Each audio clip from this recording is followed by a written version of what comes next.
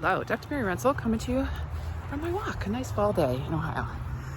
Okay, so something so upsetting happened lately that I was preparing for a talk and just looking up some burnout articles, and they've been talking about burnout medicine since 1974. 1974, I was in grade school. Some of you weren't born that are in medicine now, right? You weren't even a twinkle in someone's eye yet. Burnout in medicine's been around a long time. So I'm a brain doc and a coach and a business owner, and I love, tapping into neuroscience tools to optimize life. I think there's things that we can take away from this, right? People have been burning out in medicine.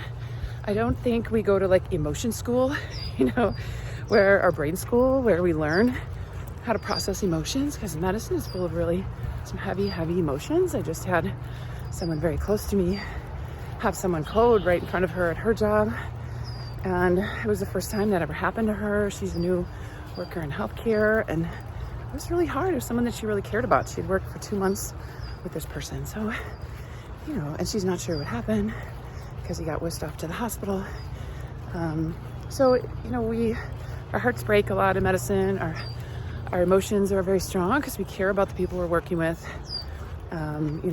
So I think in my opinion, we need emotion school. How do you deal with emotions? How do you know how to process your own emotions? How do you name them? How do you just acknowledge that they'll come and go throughout the day? And what do you do in a really hard time like that, as opposed to going to just hide your emotions with, overeating, over drinking, all the activity gambling. People will overdo things because they're trying to just kind of hide emotions. So there's a lot of things that need to be done in medicine. There's really amazing people working on it. It just seems to be a huge problem since it's been talked about since 1974. That's really frustrating. But, in my opinion, there's ways to deal with emotions. So, one of the ways is to learn about the culture of medicine and how to enhance a healthy culture, a positive building culture. So one of the ways is that you want to make sure that errors are okay. That you can say, I did something wrong, and who to tell, and repercussions are, obviously, just in line with what happened, but that people learn. So that the environment is very much a learning environment, and you celebrate successes. And failures will happen. I mean, we're human, right? So failures will happen, and there'll be associated emotions with that. But absolutely, we want to have a culture where you can say, I did something wrong, because that's super important, and you want to know how to name cultures. The other thing that really helps to, build a culture. It's getting tired. Oops, sorry guys. I have the leash. The other thing that helps to build a culture is to feel like you belong in the team.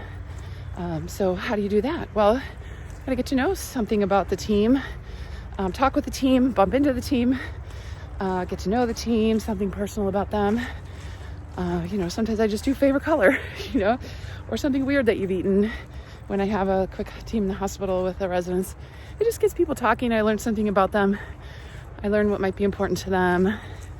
It's just fun. It's just a break from hard work and tough conversations. That's one thing. You always have to remind them of the mission. What's the purpose of your team? If our purpose when I'm leading a team of residents is, for learning, growth, patient care, research, all of those things, we want to make sure that we all know the team that we're on, what the purpose is. And keep reminding folks, because sometimes we forget, we get busy, and we're not sure what the whole point is, right? So you want to make sure everyone's really in tune to what the mission and the point of it is, what the team is. So the other thing is just remember to celebrate. So when there are wins, the team did something great, make sure you celebrate, because it feels good. It brings the team together. So these are some ways to incite a cohesive culture. Get to know people on your team. Make sure it's okay to fail, that they can use their honesty if something happened. Make sure we know how to emotionally process. You discuss emotions. When you're dealing with something tough in the team, you discuss it as a team so they can model, some emotional sharing if they feel comfortable doing so. or at least modeling for them how to do it. And then the wins, celebrate the wins. So culture really matters.